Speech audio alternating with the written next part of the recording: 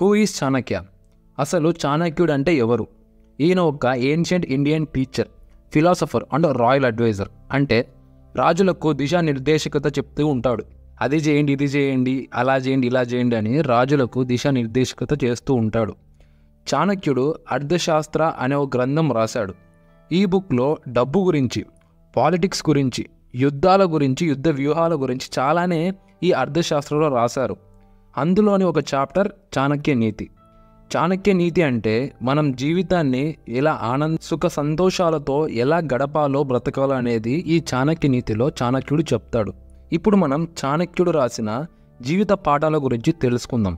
ముందుగా number 1, self resilience. చాణక్యుడు ఏమంటాడంటే ఇతరులని అంటే బయట మనుషులని నమ్మడం కన్నా మనల్ని మనం నమ్ముకోవడం చాలా ముఖ్యం. దీనివల్ల వాడు మన మాట వినలేదని మనం మోసపోయామని బాధపడాల్సిన అవసరం లేదు, డిసప్పాయింట్ అవ్వాల్సిన అవసరం కూడా లేదు. నువ్వు దేన్నైతే నమ్ముతావో దానికోసం నువ్వు స్వయం కృషితో కష్టపడి జీవితాన్ని చక్కగా సరిదిద్దుకుంటావు అని చాణక్య నీతిలో చాణక్యుడు ఈ విధంగా రాశాడు. Point number 2, prioritise education. చాణక్యుడు ఎడ్యుకేషన్ అనే టాపిక్ వస్తే చాలా గట్టిగా మాట్లాడతాడు. ద ఇంపార్టెన్స్ ఆఫ్ ఎడ్యుకేషన్ గురించి వస్తే మరీ చెప్తాడు. Ignorance is a disease that can be cured by knowledge. ఎటువంటి చెడు జరిగినా, ఎటువంటి అన్యాయం జరిగినా దానికి మందు తెలివి. తెలివి కేవలం చదువుతోనే వస్తుంది అని చాణక్యుడు చెప్తాడు. చాణక్యుడు ఏమంటాడంటే నీకు సక్సెస్ రావాలన్నా, జీవితంలో ఒక స్థాయిలో నిలబడాలన్నా చదువు చాలా అని అంటాడు. Point number 3, be patient. చాణక్యుడు ఈ లైఫ్ లెసన్ని అందరినీ ఖచ్చితంగా ఫాలో అవ్వమని, పాటించమని చెప్తాడు. ఎందుకంటే ఎవడైతే కష్టపడి ఓపికతో ఎదురు చూస్తూ ఉంటాడో వాడికి విజయం తప్పకుండా వస్తుందంట.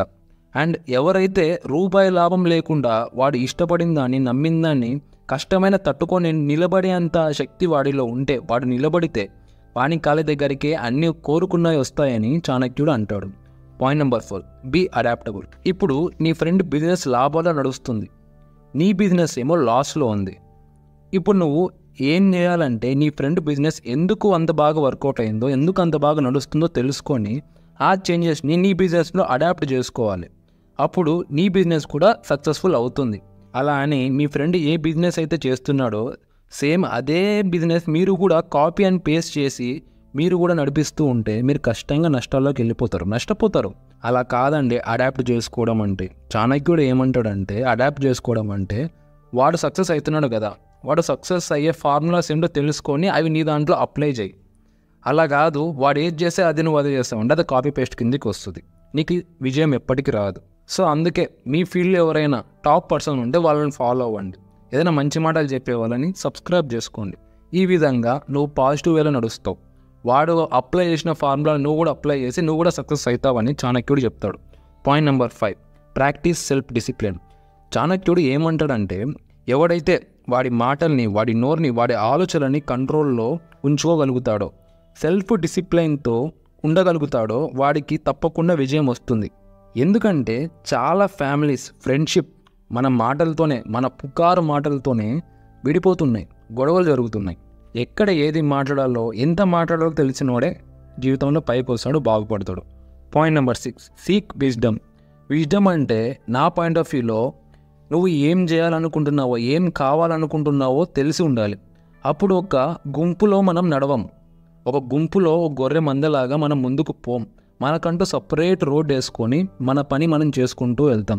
అది సింగిల్ వే అయి ఉంటుంది, ట్రాఫిక్ ఉండదు, స్పీడ్ బ్రేకర్లు ఉండవు, ఏది ఉండవు. నీ పని నువ్వు చేసుకుంటూ లైఫ్లో హ్యాపీగా ఉంటావు. సో సీక్ విజ్డమ్, నీకేది కావాలో నువ్వు తెలుసుకో.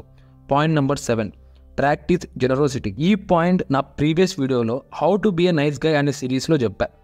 ఇంతవరకు ఆ వీడియో చూడకపోతే ఒకసారి చూడండి, చాలా బాగుంటుంది. ఇతరులకు హెల్ప్ చేయండి. ఇతరులకు హెల్ప్ చేయడం ద్వారా మన వల్ల వాడు హ్యాపీగా ఫీల్ అవుతారు. వాళ్ళ హ్యాపీనెస్ చూసి నువ్వు కూడా హ్యాపీగా ఉంటావు. ఇలా నువ్వు హ్యాపీగా ఉంటూ నీ చుట్టుపక్కల ఉన్న వాళ్ళని హ్యాపీగా ఉంచగలిగితే అదొక లీడర్ మైండ్ సెట్ అండి, లీడర్ మెంటాలిటీ. అది చాలా గొప్పది. గుర్తుపెట్టుకోండి, హెల్ప్ చేయడం అనేది ఒక మొక్క నాటడం లాంటిది. నువ్వు ఈరోజు ఒక మొక్క నాటితే అది పెద్దదై నీకు ఏదైనా కష్టం వచ్చినా, నీ కష్ట సమయాల్లో నీకు ఎండ వస్తే నీడనిస్తుంది, ఆకలేస్తే పండునిస్తుంది. సో ఎప్పుడు కూడా ఏదో ఆశించి హెల్ప్ చేయకండి. నేనైతే ఎప్పుడు ఆశించి హెల్ప్ చేయను. అలాగే దుర్మార్గులకు కూడా హెల్ప్ చేయకండి. మీరు ఏది ఆశించకుండా హెల్ప్ చేయగలిగితే అది నీకు ఏదో ఒక రోజు తిరిగి మీకు వస్తుంది. కర్మ is a boomerang, remember that. Point number 8, think before acting. చాణక్యుడు ఏమంటాడంటే ఏదైనా ఒక పని చేసే ముందు ఆలోచించడం చాలా ముఖ్యం.